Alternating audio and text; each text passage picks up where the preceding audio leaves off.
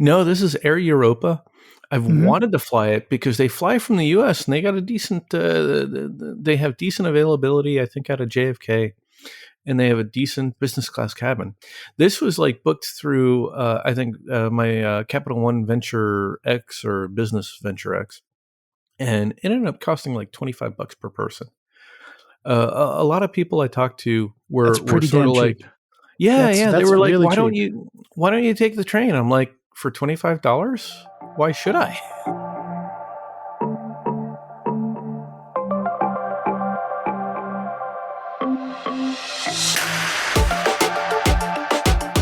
Welcome to Travel Stories with your hosts, Tom Kim and Trevor Mountcastle.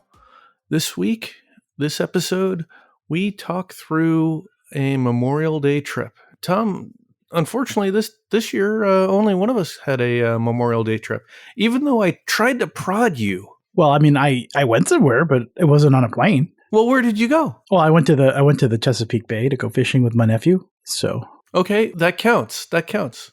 Okay, give us a trip report. We're completely shifting the entire episode. the episode. Fishing on the Chesapeake Bay. Well, I mean, I got in the car. I drove 2 hours. We set up. We fished. We caught some little fish, and then we left. And my nephew enjoyed it. There you go. A fine trip. 0 miles were earned or burned on this particular trip. That's actually a great segue, believe it or not. And this wasn't even scripted because my trip started the same way. Not with fishing, but still on a boat. And if you look at the map of getting to Annapolis from where I live, we brush across the Chesapeake. So I'm going to argue that we were too in the Chesapeake. We took our boat. I think I probably shared at one point or another that we bought a boat last year, a small little 22-foot. There's a bakery that we like. First thing Saturday morning of Memorial Day weekend, I wake up. I text my wife, who had kind of moved into my daughter's room because sometimes she wakes up and sometimes they both like to get a little extra sleep, and so it works for them. And I text my wife and say, "Hey, do we want to take a boat ride?" And suddenly my daughter bursts into the room. I happen to ask my daughter about 6:30, 7 a.m. in the morning Saturday whether or not she and my wife wanted to do a boat ride. Before our flight, we had a flight at 1 o'clock. And my daughter was just a resounding yes. And so here we go. We hop out on the boat. It's a little cold, a little windy, a little choppier than we normally like. And we end up making it out. We got into the Chesapeake Bay. So technically, we joined you and your nephew on the Chesapeake Bay temporarily and got to our favorite bakery. Daughter had a chance to play at the playground where they have. I got a couple of coffees, a couple of sandwiches, some cookies, and we had a little bite to eat. Then we hopped back on the boat. We were back at the dock, and we had enough time to chat and pack up and hustle over to the airport. The craziest thing happened at the airport that I haven't had in a long time. I don't know if you've ever had this. I get this occasionally. I usually get it up in the air. I'm driving at Reagan-National. We were parking there. A bad call in hindsight, but we'll get into it later. I probably turned down my third or fourth aisle trying to find a spot. I see the Grand Hall. Is that what we call that at Reagan-National? You know, beyond the metro station, they call it like the Grand something. Yeah, it's called something. You're right. Like the main terminal, right? The long one. The main terminal that's got like E to like, what is it, B or C? Yeah, it's like the national something, or yeah.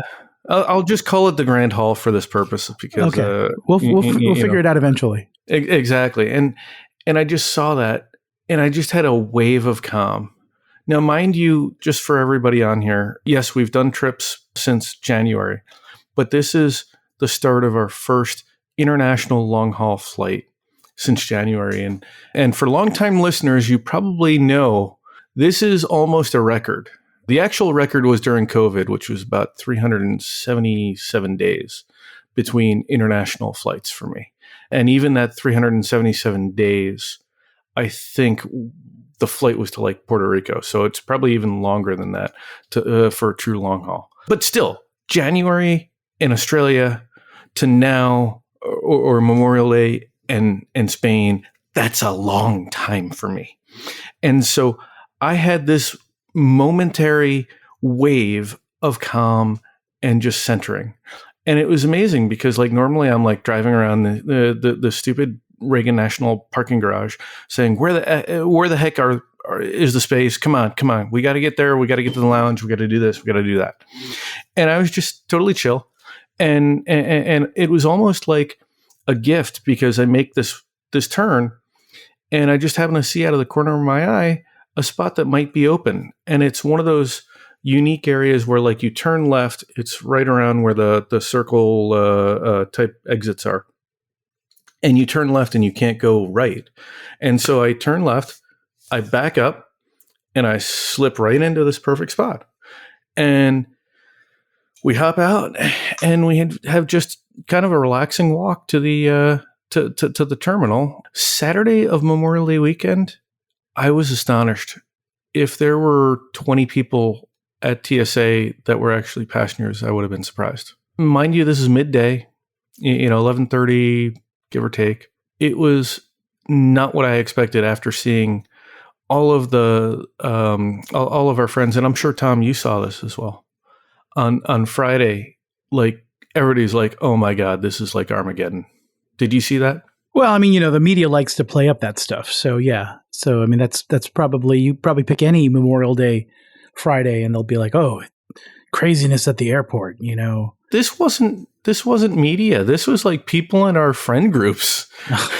I think there were even folks in the Milenomics Slack group that were like, "Oh my God, this is the lines are bad now." Honestly, I might have just been, not paying attention.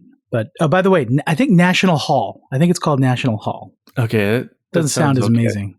It doesn't sound as no. It just doesn't sound as amazing.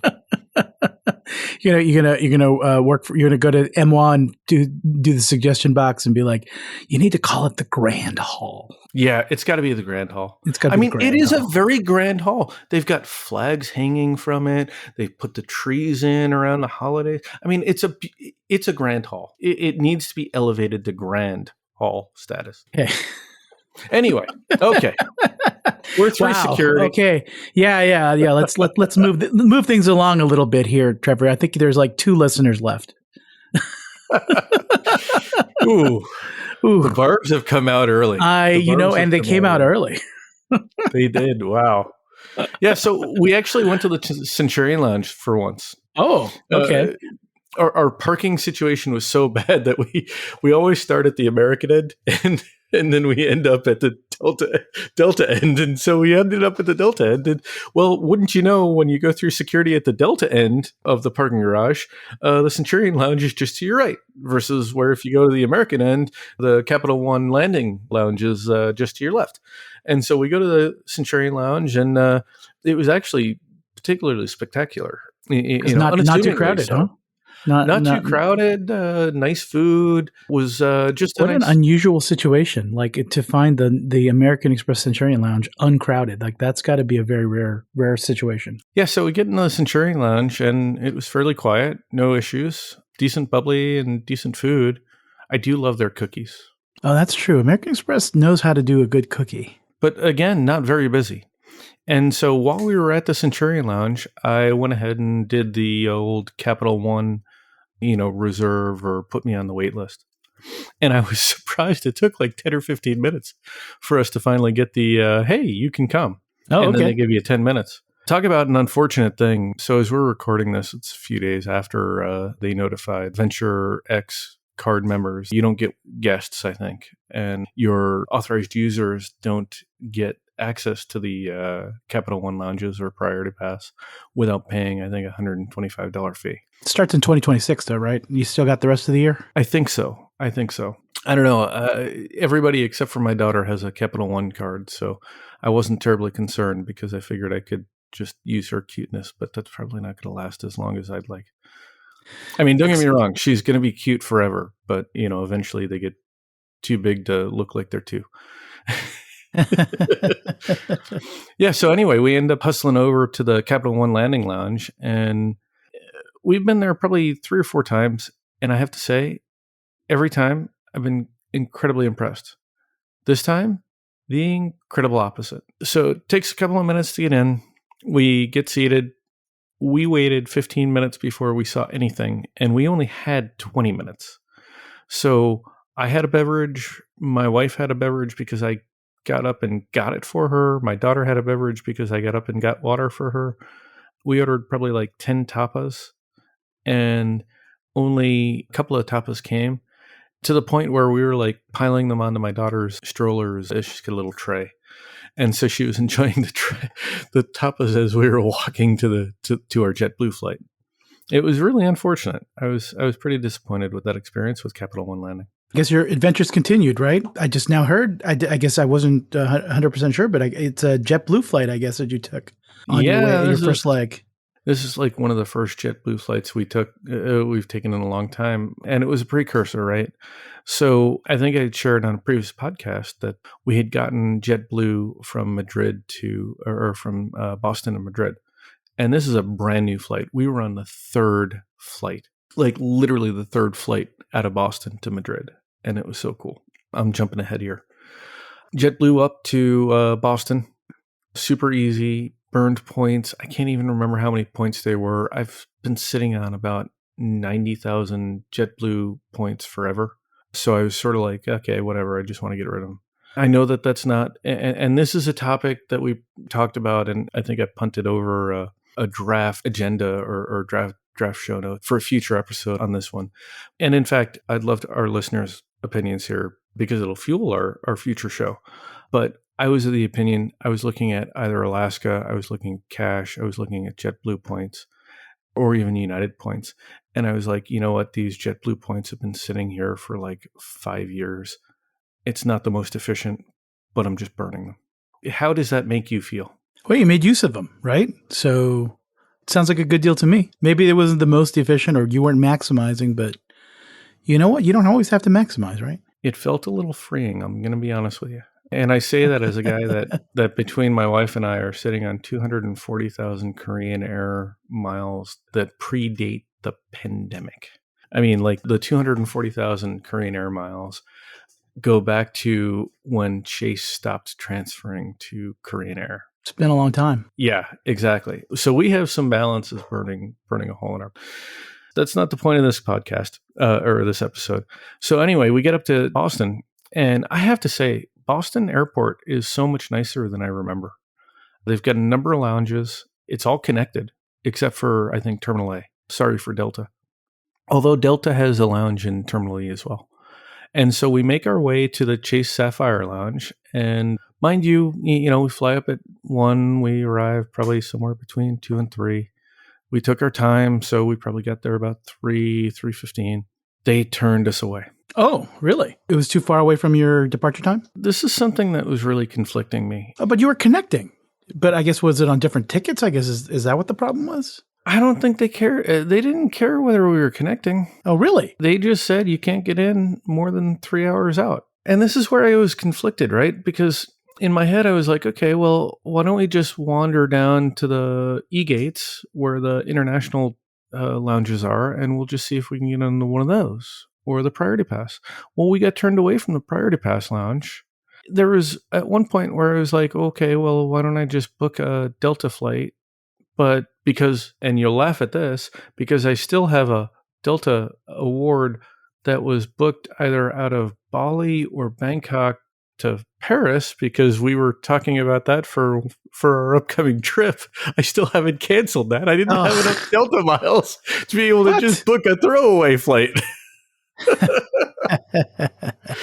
And so that didn't work out. Hey, stop dilly-dallying. I know. I actually walked up to the Delta Lounge and said, hey, can you just cancel this for me? And they just said no. And I'm like, I've had United and American do it for me. The Delta people, I don't know. Delta, they're cut from another cloth. And so, in hindsight, I should have just booked an American flight. I would have been able to cancel it nice and easy. Book an American flight, go into the Chase Sapphire Lounge, stay there for 6 hours, and that would have been fine. Instead, we did, I don't know, 10,000 steps. Our daughter got to play in one of the playgrounds because they have a playground in there. And we got a bunch of great photo ops. It wasn't a bad experience in general. I just look back at it and I think I could have played this better. And it's one of those weird experiences. I put it out on Milenomics Slack. I think like 2 or 3 people were like, yeah, you could have probably just done the whole, book flight cancel. Nobody would have cared. And I totally agree with that. A couple of folks said, you should have gone into the city. And I was like, yeah, no, not with the... No, I don't know about that. We're team carry-on. I don't know what I'm going to do with all the bags. We don't have a lot of bags, but we got enough bags. We got a carry-on. We met the carry-on limit. I'm going to disagree. I don't think that makes sense for you to go into the city. Could have played it better. Could have played it worse. Long story short, ended up getting in the Chase Sapphire Lounge. So the Chase Sapphire Lounge in Boston, I have to say, is far superior to the one that we have in Dulles in Washington, D.C. Well, it's much, much larger. It's larger. The kids area is nicer. It's just got a nicer vibe. Great views of the tarmac and everything. And service was great. Unfortunately, chatted with a couple of folks that were flying Spirit. Spirit does not do well. We knew this, but they were looking at a Florida vacation starting to look canceled, and they were kind of frustrated. It sucked. It was like a family of 3 kids and their parents. Well, knock on wood, my Spirit trips haven't resulted in any cancellation. Frontier, no, they definitely have, but Spirit's actually I've been pretty lucky with them actually lately. Oh my gosh, I saw 2 or 3 things on Frontier the past couple of days. I'm not even going to talk about it, but it did not look good. Frontier is not playing well. Yeah. So anyway, we were able to get seats in the restaurant, nice meal, the typical burger. They have a chicken sandwich at the Boston Sapphire Lounge that we don't have. So they have a little bit of a different menu. I thought that was actually very good. Pretty excited to hopefully get back there at some point. Definitely kudos to that. Definitely have to give Robert a win there for his hometown airport, Sapphire Lounge. Got to JetBlue. A321, I think, is it a Neo or is it just? I'm trying to think of what their transatlantic. It's got to be a Neo, right? It's got to be a Neo. I mean, I thought they're not. I don't think they have XLRs yet, right? Maybe they're on order or something. Yeah, it's got to be a Neo. So this is different than the Mint that I've flown back and forth to the West Coast. Every seat, it's essentially that a herringbone seat, but not like a horrible herringbone seat like you have on Virgin. As our friend Han had ironically opined about, while I was flying to Madrid, he was flying to London. His Virgin flight was supposed to be like A350 or a newer A330. Oh, wow. And he ended up getting downgraded. Huh? Oh, yeah. Oh, yeah. That's a big downgrade. And remember, I think we talked on whatever the Maldives trip was, right? Where we were on the right side of the aircraft, so like the K side of the aircraft. I think he was stuck there, so he was staring at one of his cabin mates. This was not that. I couldn't see anybody. In fact, my daughter had a problem with that because she couldn't see anybody, and so. So we're taking off. We had a flight attendant that was literally on the inaugural out of Madrid, and she was just so excited to be there. And then we had another flight attendant, Gabe. Gabe was amazing. He was just so great with our daughter, and he was fantastic. Just bar none. But we timed it wrong. So we had timed naps, and so a little family travel piece here, right? You time your naps as best as you can, and sometimes you get it a little bit off. We were a half hour off. We had figured that we were really close, and she just sort of woke up about 15 minutes earlier than we wanted her to. And instead of comforting her to try to get an extra 15, 20 minutes, 30 minutes, we just sort of let that happen. And we paid for it on the plane because this is a 10:30 flight out. And so as we're taxiing, I'm strapped in, she's strapped in, I'm leaning over the partition, and it's hard to imagine this, but imagine it if you will. Everybody's feet are looking out to the aisle, and everybody's head's close to the window, and I'm leaning forward just so I can sort of hold my daughter's hand as we're taxiing. We get to 10,000 feet. My wife throws off her seatbelt, lunges to my daughter's seat as the incredible super mom that she is. And she was just absolutely amazing the entire trip. And my daughter calms down immediately and ends up sleeping the entire flight. Food, I thought they did it really well. Not amazing taste, but everything came at the same time. It was well, but tasted bad. I didn't say tasted bad, just not Okay, fine. This not tasted good? not memorable. Not memorable. Okay. So the logistics of the meal were great, but maybe the chef needs some more flavoring or something? Which was surprising because the other JetBlue flights I had in Mint, the food was superb. But I have to say, you keyed right on it. The logistics of JetBlue transatlantic flights. And we'll have to get Han on because he did a transatlantic flight as well to, I think, London or somewhere. But the logistics was amazing. They get the food out quick. They don't even give you a choice. Like, you either get a meal or you don't. It's not you can get the cold start part of the meal, and then if you want to stay up and not sleep, then you can get the hot stuff. No. This is like, you get the meal. You get the meal or you don't. And then the best part is, when you're landing, you can either have the meal on board or they give you a bag. And so all three of us said, give us the bag. We want to sleep until the last moment. I mean, this is a 7.5 hour flight. There is not a lot of time for sleep. And you're landing at 11 a.m. or 11:30 in the morning. I needed every moment of sleep because I didn't want to have to take a siesta. And so the three of us did that. They gave you coffee. They gave you orange juice and like a blueberry muffin. They were absolutely phenomenal. The crew, amazing. The seat, comfortable. No mattress pad, an okay blanket. I'd say it's perfectly acceptable. I mean, I'm not going to say I'd go out of my way, but maybe I'd go out of my way to go up to Boston to get to Madrid versus, no, I don't know. What, the nonstop from Dulles? No, I'd take the nonstop. No, there's no question. I think you'd rather connect in Boston than maybe take like British Airways or something from JFK or some other gateway or something, right? You hit it right on the head. I would rather go up to Boston to get directly into Madrid than to have to go through London. And I'd probably do the same thing to avoid going into Frankfurt. Right. Yeah, that'd probably be about the same amount of trouble. Yep. And we've talked about this. And normally I prefer to just connect in Europe. But Madrid's one of those places because the way the Iberian Peninsula sort of comes further east, or further west, rather, that's one of those places where I'd just rather connect in the U.S. And I think JetBlue, with their Boston Mad, is definitely a viable option. I hate the fact that it arrives at 11:30 in the morning. They do fly into Terminal 1, so you don't have to deal with what we did with when we went through on LATAM, where they had that midfield terminal, and you got to get the train, and you got to do this, and you got to do that. So there's small things. But yeah, JetBlue, viable option to Madrid, definitely. So you went to some of your frequent stomping grounds here, Madrid. It's like your favorite city in Europe or something. And it only became even more this trip. So Ubered over to the Thompson. We had Michael Traeger on a few episodes ago. I can't remember. Yeah. So what kind of room did you get? Yeah. So that's an interesting topic, right? So booked through Michael for the Thompson. Got a great rate. I thought it was a very reasonable rate compared to the fact that there were either points or no points. But if there were points, they just weren't close. Ended up getting a king balcony room overlooking the police station, which was interesting. Haven't been on that side of the building before. They could not make a suite available. The problem I'm finding with the Thompson is that it is so incredibly popular now. They literally don't have space. When we were in the Chase Lounge, they had a king suite or a king corner suite, one of those. And by the time we landed, it was gone. And I don't know if I had tried to do the check-in in the middle of the night, before we had landed. I don't know if that would have worked. I'll have to try it next time. I was sad.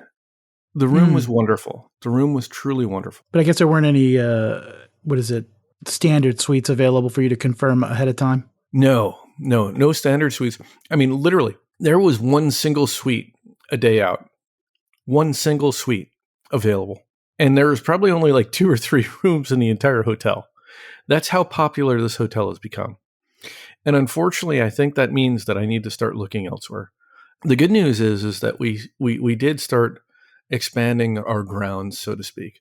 Our listeners probably remember that you and I explored Salamanca. I thought it was a very nice neighborhood. myself.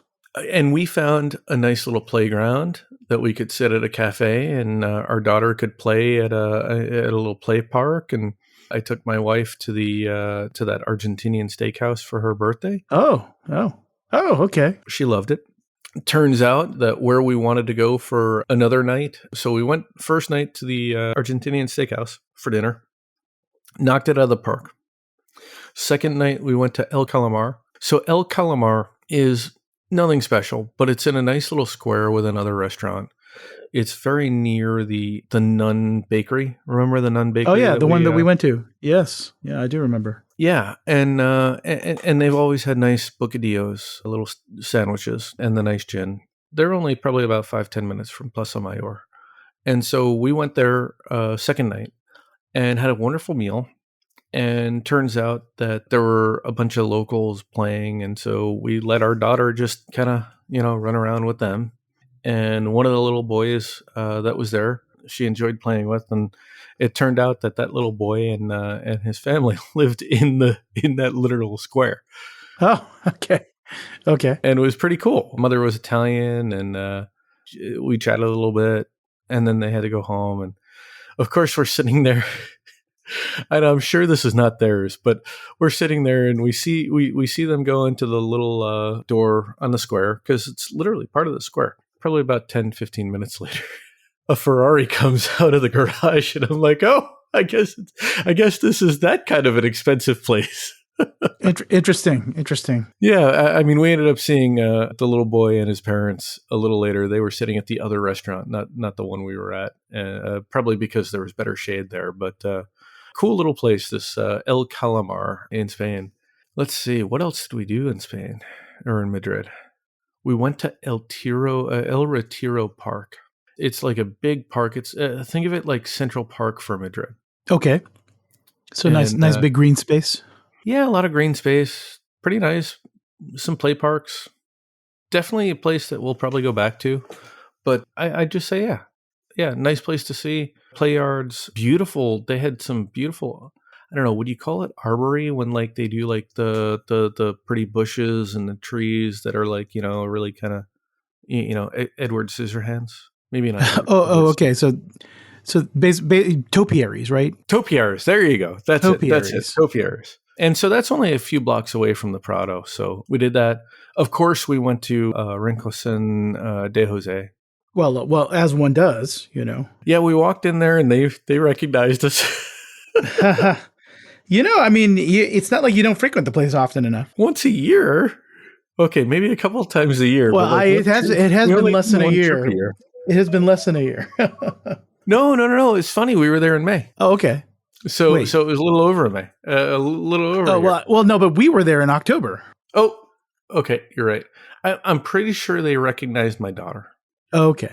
But maybe they recognized me. I don't know. I was going to give my daughter the credit. And for our listeners, this is the bar where we originated, some epic drinking during the guys' trip a number of episodes ago. And of course, we revisited it during our guys' trip for Trevor's birthday back in October. So he's made multiple visits. This was probably your third visit in a year. And then visited at least multiple times with my family too. That too. Yeah, the first time we visited, we recounted that on episode 8. I will never forget episode 8, the Round the World guys trip. So Madrid did sound interesting, but I'm really excited to hear about Valencia. I tell you, Valencia was like the best of times and the worst of times. Have you flown the airline that you flew to Valencia before? Was this the first time? No, this is Air Europa. I've wanted to fly it because they fly from the U.S. and they got a decent, they have decent availability, I think, out of JFK, and they have a decent business class cabin. This was like booked through, I think, my Capital One Venture X or Business Venture X, and it ended up costing like $25 per person. A lot of people I talked to were sort of like, yeah, they were like, really why don't you take the train? I'm like, for $25? Why should I?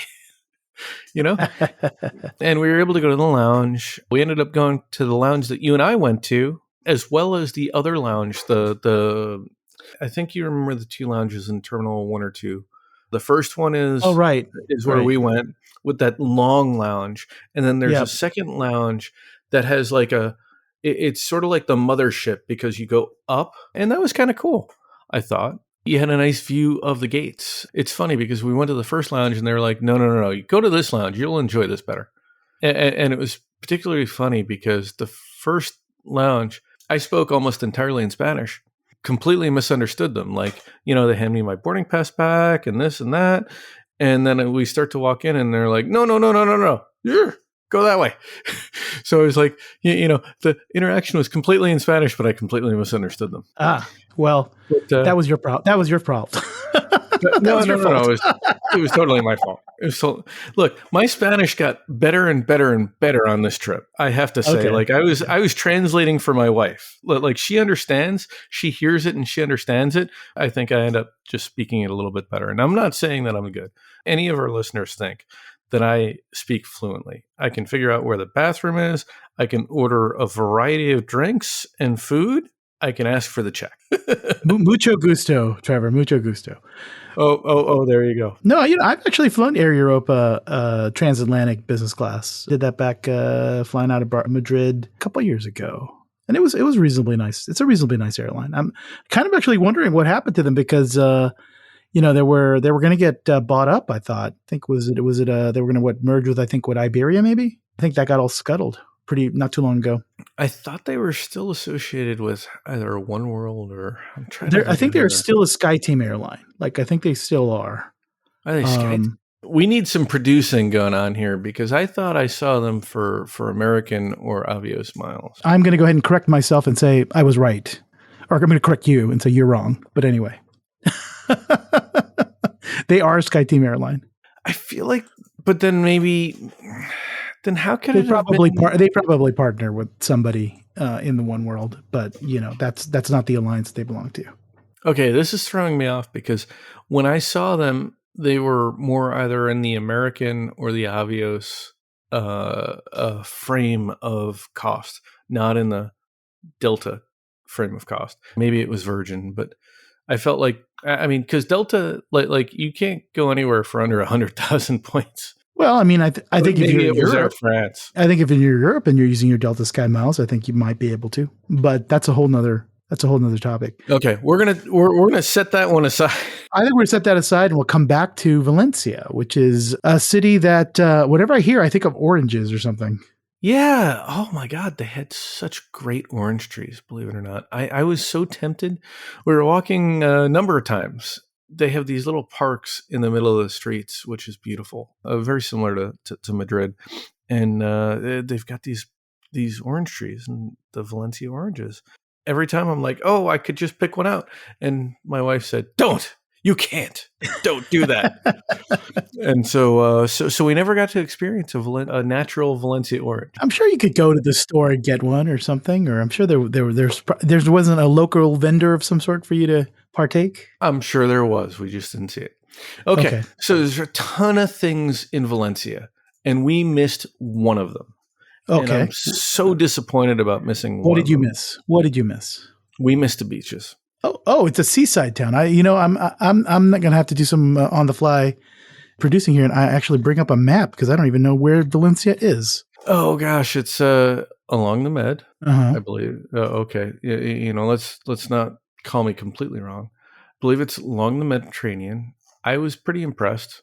So we had a number of things on our list.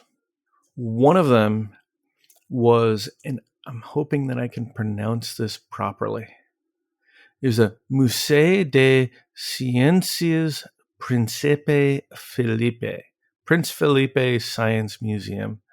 And across from it was something else that looked almost like the, I got to pull up a map here, was similar to the Sydney Opera House. The reason I say that Musée is because they did Andor filming there.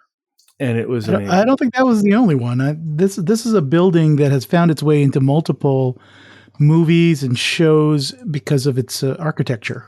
You're 100% right. And now I'm trying to find it on the map. My gosh. They don't make this easy. It definitely is one of these buildings that is kind of iconic because the architecture is so futuristic.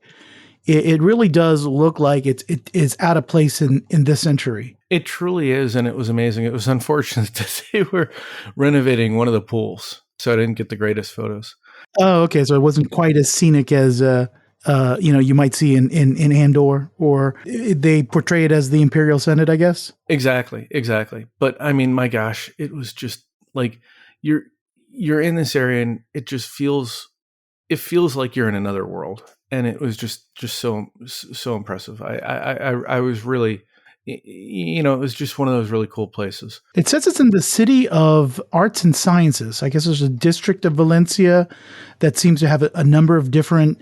It's actually one of several buildings or structures in that area that really have that really futuristic look to them. Yes, yeah. And I just found the other one. So there's another one called Hemispheric, which is quote unquote a modern building with an ovoid roof designed by Santiago Calatrava. And it's funny because we actually had our drinks under that. No, I take that back. That's another one. There's another one that is called Queen Sofia Palace of Arts. This thing, and take a look at Queen Sofia Palace of Arts, listeners, please. This thing is kind of on par, I would say, with the Opera House in Sydney, the Sydney Opera House. And we had the opportunity to have drinks underneath at the restaurant Quatre Punta Les Arts. It just felt so surreal to be, sipping a gin and tonic under this just incredible masterpiece of a building.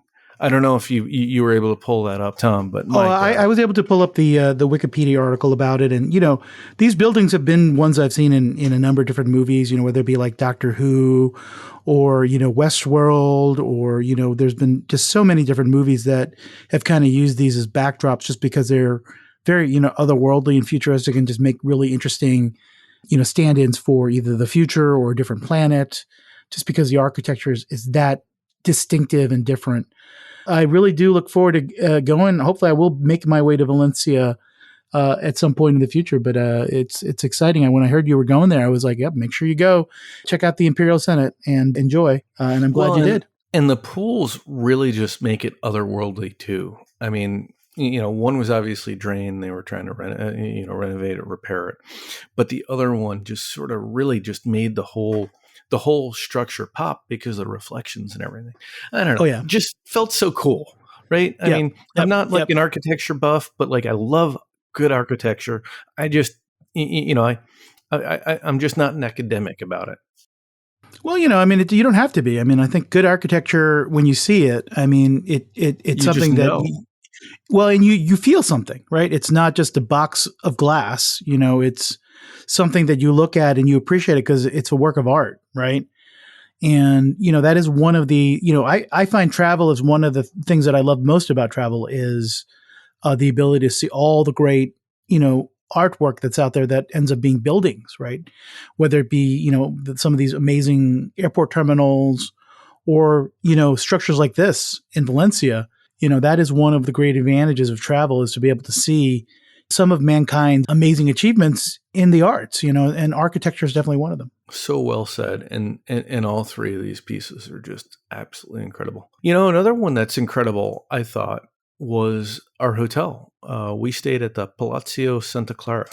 I come to find out that it was a bank at one point, and at another point it was not a loomery, like when they make clothes. Not a loom, not a textile factory? Yeah, textile factory. So it was a textile factory turned bank turned hotel. That is some very different uses for a structure. Especially when you call it Palazzo. I personally was a little let down about that. I thought it was actually somebody's palace at some point. So Marriott property, I think autograph collection, recommendation from Ivan, who's in the Slack group, and of course his close friend. We really need to have him on at some point. Jonathan, concierge there, amazing. He shared a great little place. I'll share it here and we'll include it in the show notes. Paleo Gastro Trinquet. Great paella. So Valencia is known for their paella. Like, you think of different parts of Spain, and one part of Spain is known for this or that. I know Madrid is known for their gin and tonics, probably other things, but Valencia is known for their paella, and it's incredible. It is truly incredible. And so this Paleo Gastro Trinquet Trinquet is like a racquetball like game. So it was sort of a nice balance, right? He made us reservations at 8:00, which is early for. I was about to say, it's like first seating, right, for Spain? Yeah, we got there and they're like, "Do you have a reservation? Because if not, you're not getting in here." That's how popular this place was. Wow. And we got in, and they've got like a little racquetball, they call it a trinquet court. And so there were people going to the trinquet court. We were there. They had my favorite gin, which is Porto de Indies. They actually had multiple flavors. So there's a strawberry flavor, there's a blackberry flavor. Learn a lot of different things when you go to some of these different places. But highly recommend that for paella. We went to another place for paella, and the name escapes me, even though Ivan was the one that recommended it. I'll see if I can include that in the show notes. But Jonathan was at the hotel was just awesome in making recommendations. We went to the biopark. There's a zoo in Valencia that I would offer is probably, it's not the biggest zoo in the world, but it has gorillas and it doesn't have pandas. So, I mean, I guess maybe it's not the best zoo in the world, but I would offer it as probably one of the best zoos in the world. This thing, the most amazing layout and flow.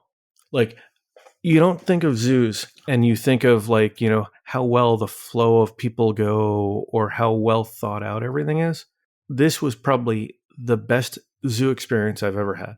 Okay. I mean, I guess you do think about it, but it's kind of unconscious, right? Because, if they're doing it right, you're just walking and you're feeling comfortable and you're finding interesting things and you're seeing, curves and corners that kind of direct you the way that they want you to go, I guess. And I guess that's what you were reacting to. Somebody had done a really good job of designing that. There was one point where you had to turn around. Only one in the entire zoo, which I thought was really, really good. The choke points didn't exist. I'll give you an example. The lions, right? Two real interesting points about the lions. Number one, you sort of arrive upon them. It's not like they were the destination. You just sort of arrive upon them as you're going. And then you think you're there and then you're done. And then you move along and you've got like three or four other places to see the lion. So they don't bunch up. Another interesting point is the lions are an island. And I say the lions because my daughter's big on the lions. She's like, roar. She's excited to see the lions. So the lions are an island. They have the giraffes around them. And so at one point we're watching the lions, and they had three of them, one male, two female. And then we just see some giraffes like wandering right behind in the background. And it's like they're almost close enough like that they could just sniff the lion's mane. They're not that close, but the way the perspective, the juxtaposition is, it was just one of those unique things. I got a photo. I'll send it to you. I don't know if we can include it. They just presented it in just a very compelling way. It sounds like, and the way they staged it. Yeah, very well staged. And so then you go through this park and you don't realize you're going up or down that much, but you go over, you get to see the gorillas. Then you go a little bit up, you see there's a black panther, there's a leopard, and then you sort of meander your way down. You see a crocodile or a few crocodiles, which is pretty cool. And then suddenly you're walking underground and you're seeing the under part of those water areas. And then you're just meandering your way through. I mean, it was one of those things where, like, having been at the Taronga Zoo in January and seeing how disjointed that zoo experience was, this was what Taronga should have and could be. It was just so free-flowing that you didn't have to think about anything.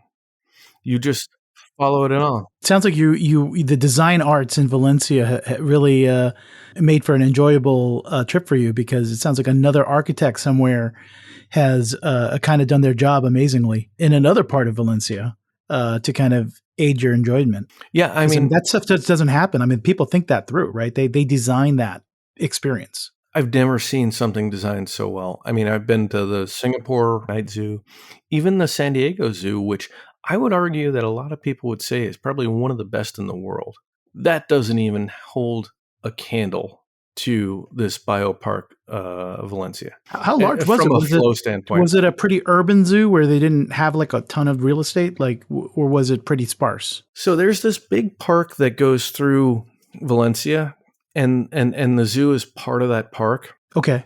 I think we only walked maybe 3 miles in the zoo. So Okay. I don't think it's that large, but they utilized every inch of that zoo. And I really got to say, I mean, just absolutely incredible. They had gorillas, they had lions, they had giraffes, they had. Well, and sometimes, when you're dealing with a smaller plot of land, they do have to design, they have to spend more time designing it, right? Because they're trying to fit in all the exhibits and do it in a very efficient way, but do it in such a way that is very meaningful.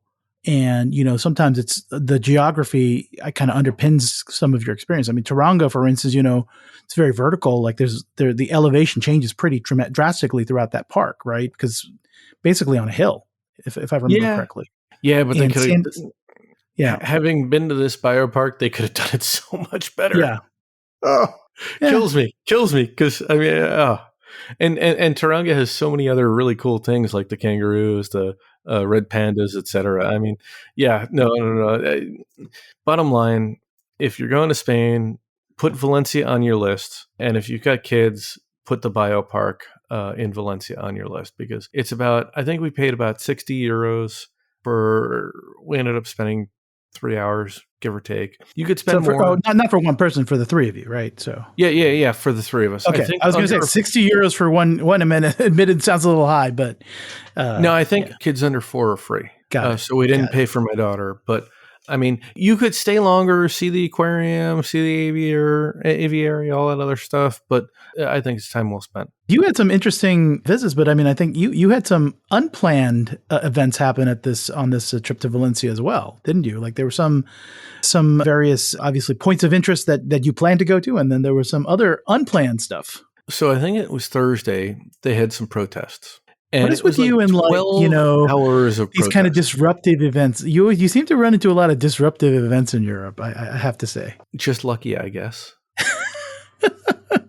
Got to play the lotto when next time you're at the 7-Eleven. Yeah, I suppose so. Well, I got even less lucky because I cracked my toenail.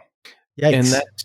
And that ended up causing a cut under my toe. Normally that's fine, right? Like I get that like once every other year over the summer because I like flip-flops. My wife calls them slippers, given the Hawaii influence because she lived in Hawaii for a long time. Flip-flops for the rest of us. So I wear them all the time. Not the most practical foot gear when you're dealing with rioters, huh? Yeah, well, we stayed away from the rioters. The rioters didn't cause the cut and the break. That was just, dealing with traffic and everything. That was one friction point. But so we did the biopark in the morning.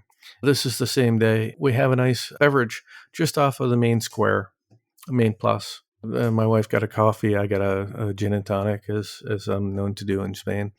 Daughter got a couple of scoops of ice cream, so she was super happy.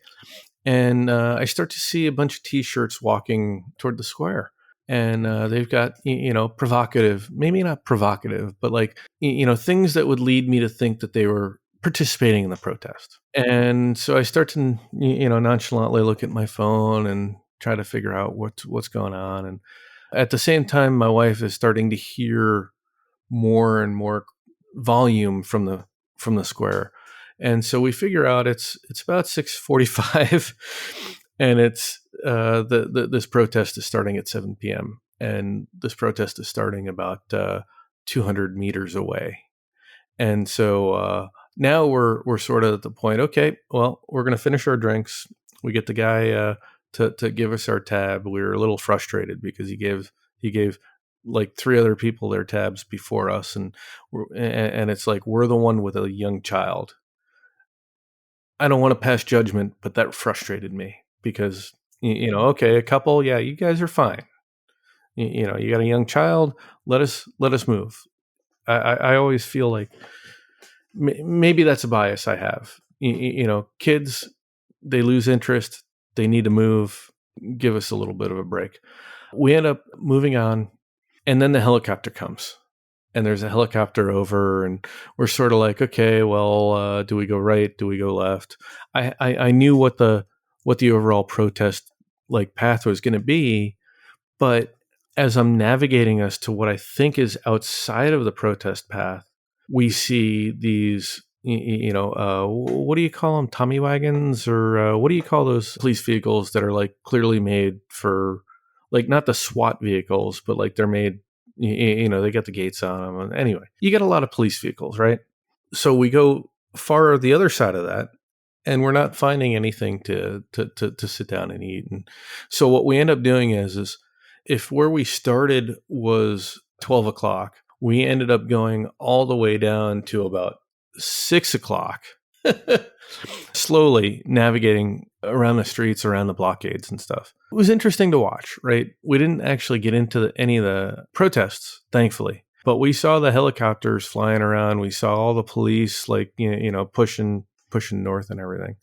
So, okay, that was probably a wasted time to talk about the protest because we didn't really get into any of the action. But I hate to say it, that was kind of the point, right? We wanted to avoid the action. It's nice to know about these things, but you don't always want to get into the thick of it. And we didn't want to get into the thick of it that time. Yeah, I think I'd probably avoid the protests. I think that was probably the right idea. So that sort of ended our time in Valencia. We had a little bit of time the following day, had a late flight to Frankfurt. So we got to the Mercado, which was beautiful. There's this old market, kind of reminds me of St. Paddy's Market in Australia, but so much nicer. Probably similar to, I can't remember that market in Barcelona. Do you remember that? The market in Barcelona? No, not off the top of my head. Okay. So St. Paddy's Market in Australia, but in Europe. And then we flew up to Frankfurt. I have to say, Valencia Airport, not a great airport.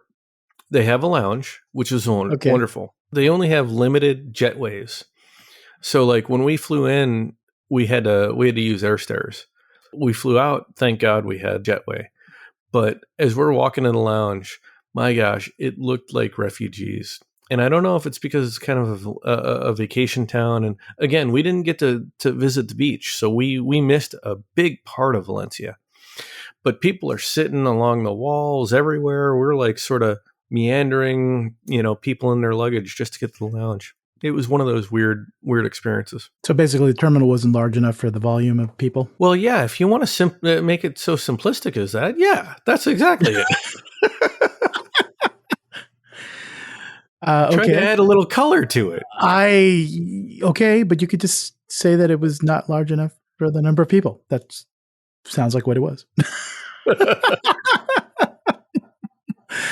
Would you fly up to Frankfurt?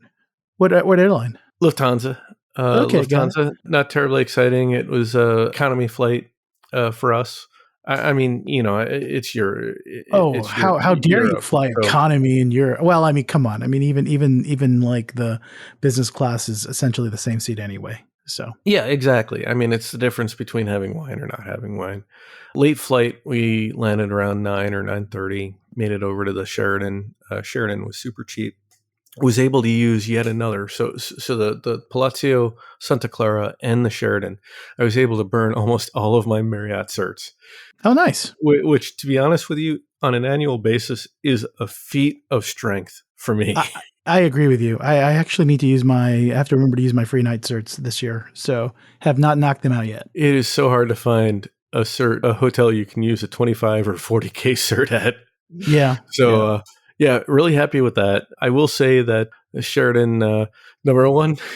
I think we stayed there, didn't we? Wasn't that part of when we did our layover for one of our Emirates trips? Wasn't that where we stayed? Pretty sure. Yeah. That Sheraton I stay often. I probably stayed there 5 times. They gave us a bottle of wine. Of course, the ice bucket was completely melted. We called down and they wanted to charge us for more ice.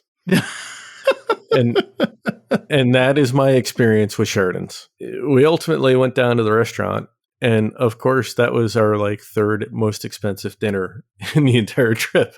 Wow. At the Well, airport. how much was dinner? My God, it was like 65 euros.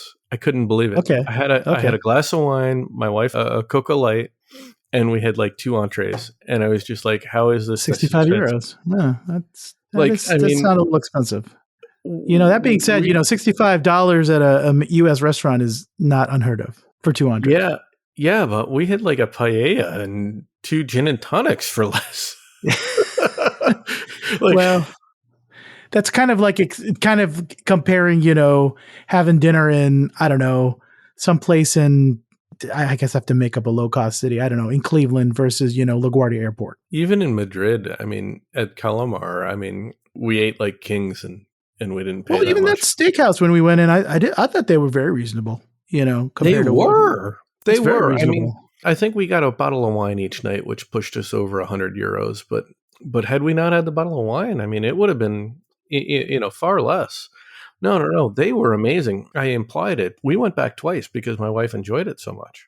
So, so bravo on you for finding that place, by the way. Yeah, I mean, that was just a complete. Well, I mean, I did spend a little bit of time trying to find an appropriate place, and I'm just glad that it worked out. And now you've had 2 successful meals there, so it definitely sounds like something to put on the list.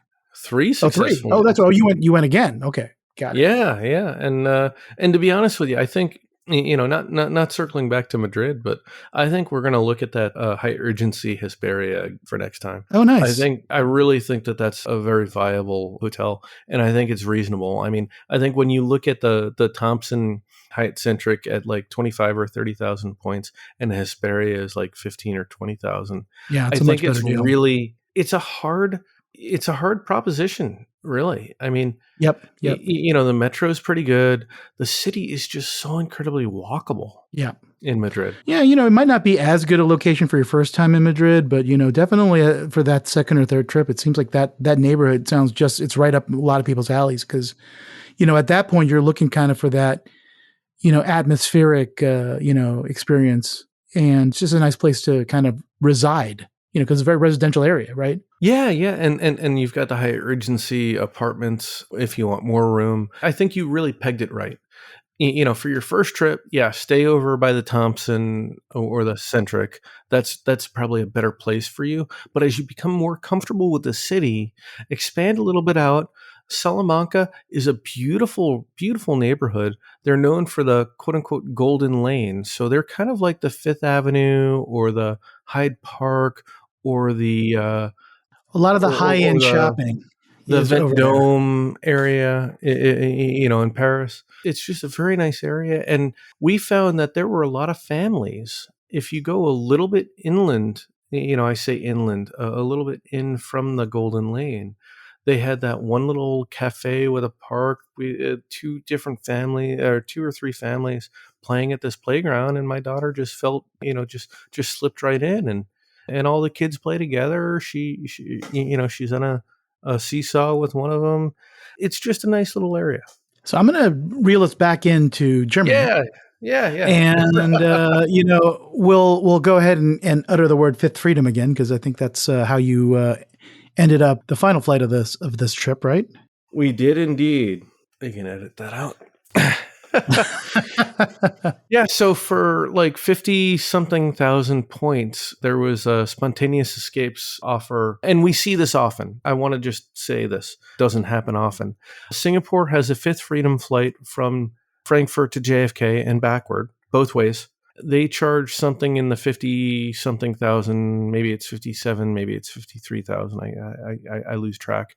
So Chris Flyers, right? Chris Flyer miles, yes. And it's business class on a 777-300ER now. I mean, it's not an A380. That's unfortunate, but they've downgraded it. It's a wonderful product. Flight was late. It's divisive, though. Some people don't really like, that seat that folds down, right? That you need the flight attendants to kind of turn down for you. I've flown it enough that I can do it. In fact, my wife, my wife asked me to like raise her seat for her because she couldn't figure it out. But you're right. It is a complicated seat, and you do need help if you've not been blessed with the copious experience of But it is one of the deal with it. widest business class seats you'll ever have, right? Because I mean, the actual seat itself is among the widest seats ever in the sky. Yeah, except if you consider the footwell, which is dang near narrow, probably as narrow as like the old Continental business first seats that were like 2-2. So there's a balance between the two. I love Singapore. I've had great experiences in Singapore, and I always sing their praises, but I'm just gonna have to say it. Every one of our party said this was the most lackluster Singapore flight that we've had. We gave chocolates.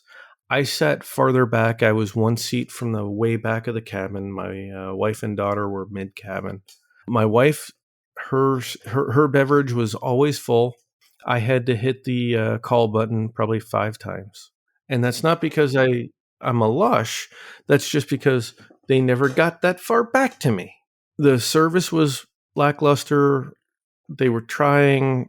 They clearly had a couple of new people on the team. Okay. In fact, and it is a big cabin, right? The business class cabin is quite large. Yeah.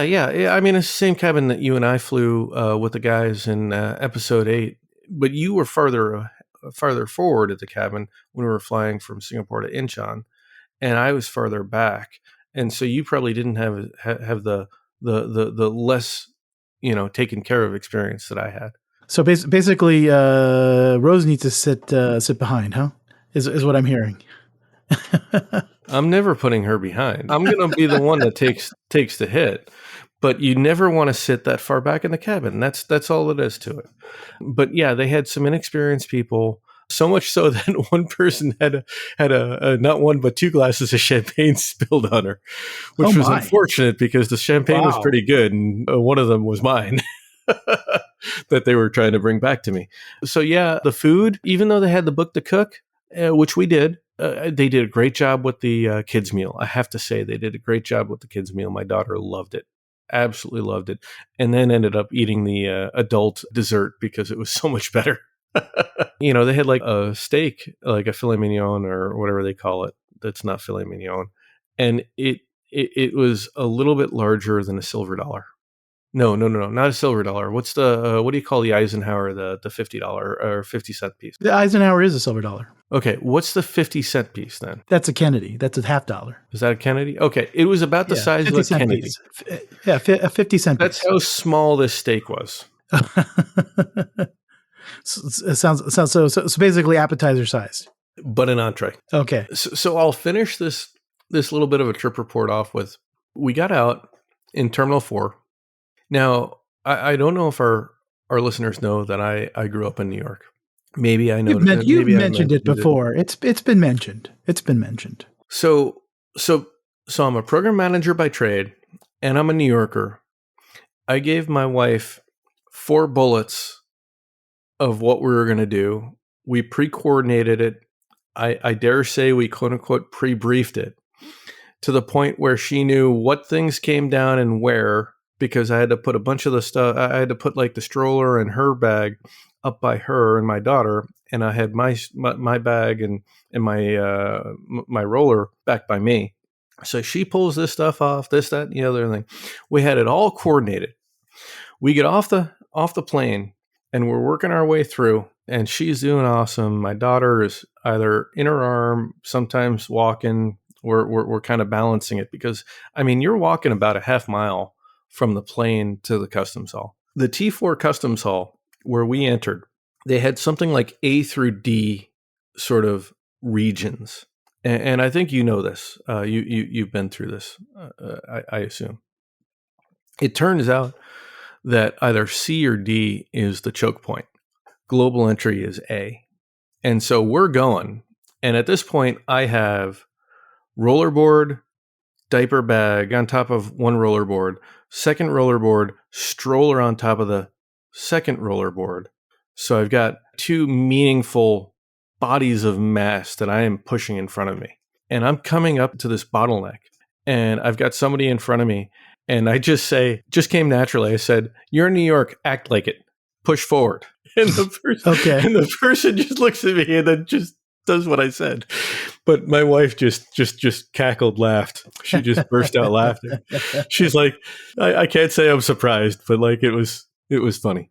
That said, we're still seeing issues where with our infant, sometimes the global entry doesn't, biometrics don't work. They said that they had problems, like a complete breakdown in their system.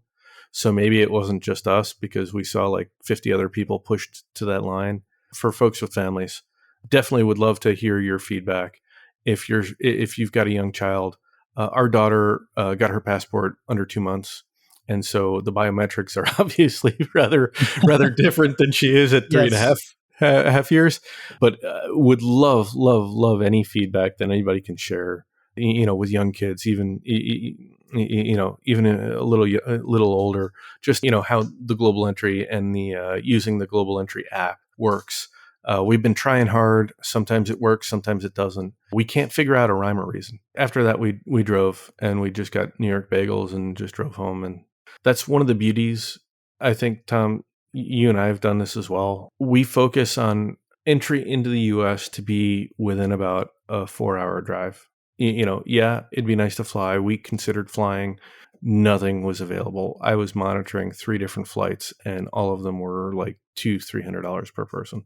And that was so you did just the one-way car rental? Yeah, $111. How much was it? $111. Oh, that's nothing. I don't even know if they charge us for the car seat. Oh, okay. Yeah, that's probably the way to go. I mean, that's you split that 3 ways. I mean, yeah, I don't think you're going to find a $33 what is it? The $40 airplane ticket down to DC. So no, not even on points. I mean, we had to drive to Reagan-National, which was not fun. And by that point, my toe was so infected that it was like expanding beyond the toe and was kind of painful or really painful. But, we made it. All's well now. Do you need like a purple airplane or something? You're injured in the line of travel? A purple airplane. There you go. We're creating a new thing. I think it sounds like it. Yeah. There we go. Well, but you made it back how do we close this out? Very easily.